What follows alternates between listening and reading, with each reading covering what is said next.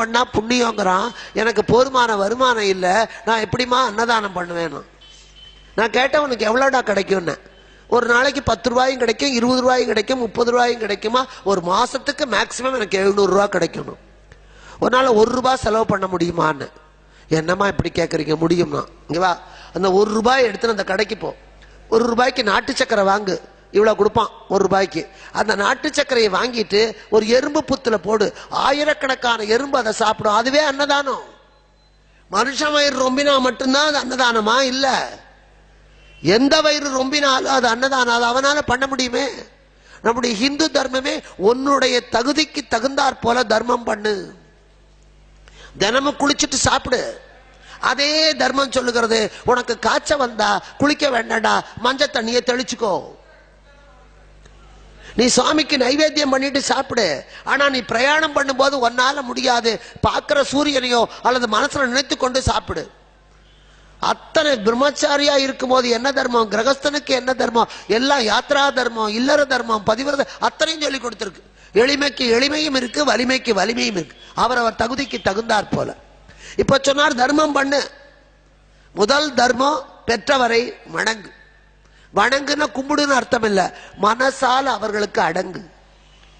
பெற்றவரை வணங்கு, தெய்வத்தை நம்பு, உற்றாருக்கு துணையாயிரு, உனக்கு நீ நல்லவனாயிரு. அடுத்தவனுக்காக நம்ம நல்லவனா இருக்கவே வேண்டாம், அது முடியாது. ஒருத்தருக்கு நல்லவனா இருந்தா இன்னொருத்தருக்கு கெட்டவன். நமக்கு நாம நல்லவனா? ஆண்டவன் முன்னால நிக்கிற போது நான் நல்லதுதான் செஞ்சிருக்கேனா, நான் யாரையும் கெடுக்கலையா, அவன் முன்னால பதில் சொல்லணுமே தவிர அடுத்தவனுக்கு நம்ம பதில் சொல்ல வேண்டிய அவசியமே இல்லை. உலகத்துல எல்லாரும் ஒருத்தர் நல்லவன் சொல்றது இந்த ஜென்மத்துல இல்லை. ஆனானப்பட்ட காந்தியை சொல்றதுக்கும் ஒரு கோட்ஸே வந்து சேர்ந்தான். ஆனானப்பட்ட கிருஷ்ணனை கொல்றதுக்கு ஒரு ஜராங்கிற ஒரு வேடன் வந்தான். எல்லாருக்கும் நல்லவனா வாழறதுங்கிறது முடியாத காரியம். அதனால இங்கே கேட்டவுடன் தர்மமே போற்றிடின் அன்பு சார்ந்திடும். யாரொருக்கு தர்மத்தை பற்றிய சிந்தனை இருக்கிறதோ அது எல்லாரிடத்திலையும் அன்பு காட்டும். இதை திருமூலர் ரொம்ப எளிமையா சொன்னார். யாவர்க்குமாம் இறைவர்க்கு ஒரு பச்சிலை, யாவர்க்குமாம் பசுவிற்கு ஒரு வாயுரை, யாவர்க்குமாம் உண்ணும் போது ஒரு கைப்பிடி, யாவர்க்குமாம் இன்னுரை நல்கல் தானே. இது அத்தனை ஒருத்தருக்கு சொல்லல. ஒன்னால முடிஞ்சா கடவுளுக்கு ஒரு இலைய போடுறா. நீ மல்லிப்பூ வாங்கி போட வேண்டாம், 10 ரூபா கொடுத்து ஒரு முழம் வாங்கி. அரளிப்பூவை தேடி போக வேண்டாம், அருகம்புல் இருந்தா அது பிடிக்கிட்டு வந்து பிள்ளையாருக்கு போடு. ஒரு பச்சலை வில்வம் கிடைச்சா கொண்டு வந்து சிவபெருமானுக்கு போடு. துளசி கிடைச்சா கொண்டு வந்து பெருமாளுக்கு போடு. ஒதுக்கும் பயன்படாத அரளிப்பூ கிடைச்சா அம்பாளுக்கு போடு. நீ ஒண்ணு பெருசா காசு கொடுத்து வாங்கிட்டு வர வேண்டாம். எருக்கம்பூ கிடைச்சா கூட கொண்டு வந்து பிள்ளையாருக்கு போடு. 2 எருக்க இலை கிடைச்சாலும் போடு. யாவர்க்கும் முடியாது.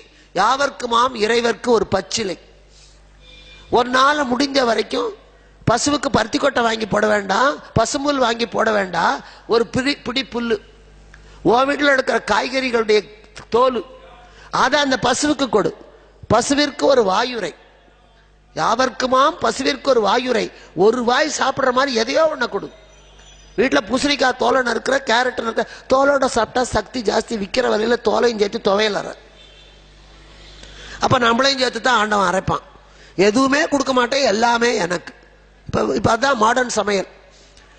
வெட்டி போடுகிற அந்த கேரட் தோல், சீவி போடுகிற பீர்க்கங்காய் தோல், சீவி போடுகிற பரங்கிக்காய் தோல், இவற்றையெல்லாம் போட்டு தண்ணீர் ஊற்றி வேக வைத்ததில் உப்பை போட்டு குடி. அதுதான் சூப்பு. அது கழநீரையும் குடிச்சிருப்பேன். அரிசியும் களையறது இல்லை, காய்கறி தோலையும் போட மாட்டேன், கரிசி வடிக்கவும் மாட்டேன், எதுவும் வெளியே போகப்படாது. எல்லாம் இந்த பாழாப்பழம் வயிற்றுக்குள்ளேயே போகணும். அதுக்குதான் இத்தனை வியாதி. பண்டை காலத்துல இல்லாத அத்தனை அல்சரும் கேன்சரும் இத்தனையும் வர்றதுக்கு காரணம் வயிற்றெரிச்சல். அதெல்லாம் வயிறு எரியுது. காக்காய்க்கு ஒரு பிடி சோறு கிடையாது. ஒவ்வொருத்தருக்கும் தர்மம் உண்டு. ஹோமம் பண்ணுவது மட்டுமில்லை, நமக்கும் தர்மம் உண்டு. 5 யாகம் நம்ம பண்ணணும் ஒவ்வொருத்தனும். என்ன யாகம்? தேவ யஜ்யம், ரிஷி யஜ்யம், பிதுர் யஜ்யம், மனுஷ யஜ்யம், பூத யஜ்யம். ஹோமம் வளர்க்கணுமா? இல்ல. தேவ யஜ்யம்னா ஒரு கோவில்ல ஒரு கற்பூரம் ஏத்துறது, அந்த பிள்ளையாருக்கு ஒரு அருகம்புல் போடுறது, இது இறைவனுக்கு செய்வது தேவ யஜ்யம். ரிஷி யஜ்யம் பெரிய மகான்களால் எழுதப்பட்ட நூல்களை படிப்பது, இது ரிஷி யஜ்யம். மனித யஜ்யம் அடுத்தவங்களுக்கு சாதம் போடுறது. நீ அடுத்தவங்களுக்கு போடாட்டி போடுறது, உன் புருஷனுக்கு ஓ மாமியாருக்கு ஓ மாமனாருக்கு போட்டாலே அதுவே தர்மம் தான். இது மனித யஜ்யம். அடுத்தது பித்ரு யஜ்யம் இறந்து போனவர்களுக்கு செய்கிற கடன்.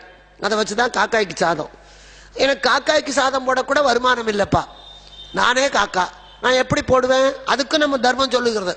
முடிஞ்சா 10 பேரை வச்சு செத்த அன்னைக்கு அன்னதானம் பண்ணு, இல்ல சரவணம் மாதிரி கந்தபுராண நடத்தி எல்லாருக்கும் பிரசாதம் கொடு, இல்ல ஒரு நாள் முடியலையா 2 பேருக்கு சாப்பாடு போடு, அதுவும் முடியலையா அன்னைக்கு ஒரு ஏழைக்கு இத்தனை போடு, அதுவும் ஒரு நாள் முடியலையா காக்காய்க்கு இவ்வளவு சோறு வை, அதுவும் ஒரு நாள் முடியலையா வெட்ட வெளியில போய் நின்று கொண்டு 2 கையையும் தூக்கி நான் எதுவுமே இல்லாதவன், என்னுடைய பித்ருக்களை என்னை ஆசீர்வதியுங்கள் கேட்டா அவனுக்கும் அதே பலன் கிடைக்கும். ஆனா அத்தனையும் வச்சுக்கிட்டு போய் கையை நீட்டப்படாது.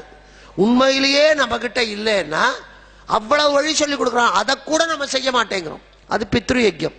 பூத யஜ்யம் தான் காக்கைக்கு சோறு போடுவது, நாய்க்கு சோறு போடுவது. இதெல்லாம் இந்த 5 எல்லாராலையும் செய்ய முடியும், செய்யணும். ஒவ்வொருவருடைய வாழ்க்கையிலே இந்த 5ஐயும் செய்யணும். நித்திய கர்மா இதுதான். இப்ப இதைத்தான் சொல்லி